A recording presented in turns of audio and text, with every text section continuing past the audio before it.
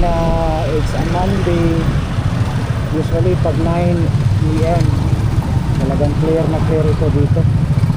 Pero ngayon talagang traffic kasi bago lang holiday, long holiday. So back to back work.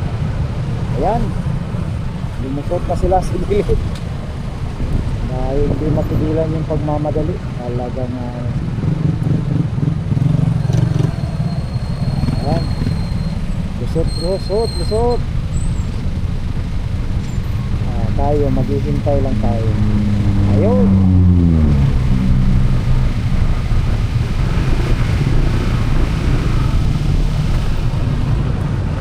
kahit sinabi dyan lane close, lulusot pa rin yan. Ayan, lusot. Ayan, buti ito kasi hindi lumusot.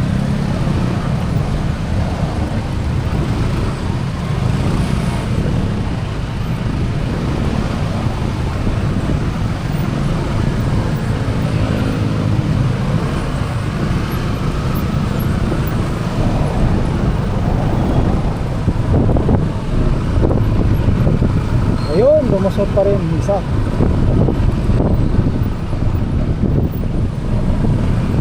Sige lang kasi pag tapos ito,